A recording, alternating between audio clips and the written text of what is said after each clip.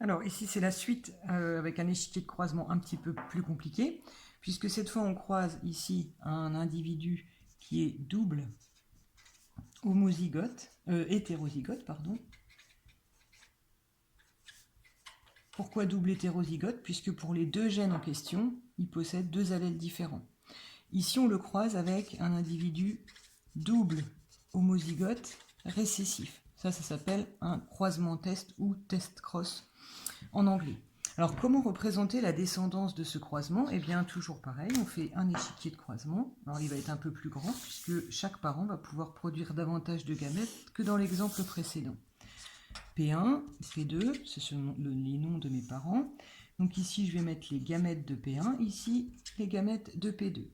Donc, quand la méiose se déroule chez le parent 1, quelles sont les gamètes possibles? Eh bien, on va avoir toujours un allèle de chaque gène. C'est ça vraiment qu'il est important de retenir. Donc un allèle de chaque gène, qu'est-ce qu'il y a comme possibilité? Alors, je peux avoir l'allèle grand R qui va être présent avec l'allèle grand V, ça c'est une possibilité.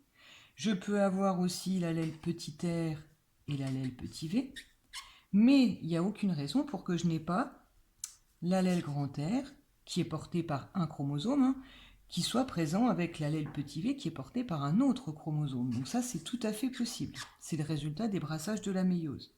Et donc, de la même manière, on peut trouver petit r qui va s'assortir avec l'allèle grand V. Donc vous voyez, ce parent, il peut produire 4 types de gamètes distinctes. L'autre parent, lui, c'est plus simple.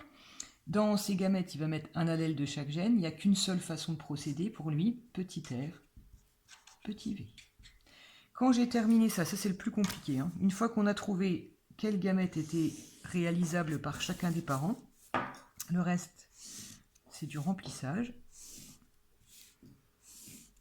Donc, on fait la fécondation et on écrit donc les gamètes d'un parent au-dessus, en général toujours celui-là, et en dessous, les gamètes, les allèles venant de l'autre parent. Donc, voilà.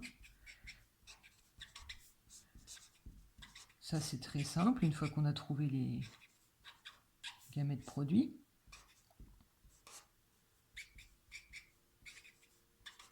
Voilà.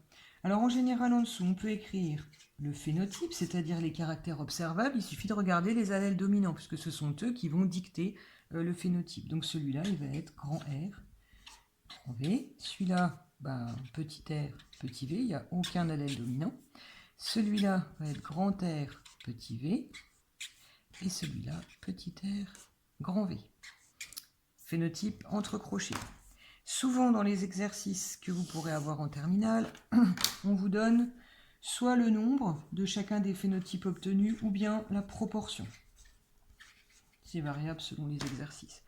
Et donc ici on peut rajouter, par exemple dans le cas que j'avais donné comme exemple avec les petits pois jaunes et ridés, eh bien on obtient à peu près 25% de chacun des phénotypes lors de la génération F2. Donc je peux prévoir que si je croise ce parent P1 avec ce parent P2, si je connais évidemment leur génotype, eh bien je peux savoir que ces deux parents vont donner naissance à 4 types de petits pois différents.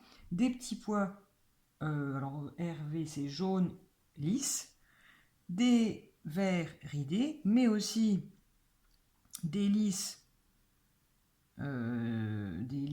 petits V verts et des ridés, mais qui sont de couleur jaune. Donc il y aura les 4 sortes. Et en proportion égale, ça veut dire que les deux allèles sont portés par des chromosomes différents.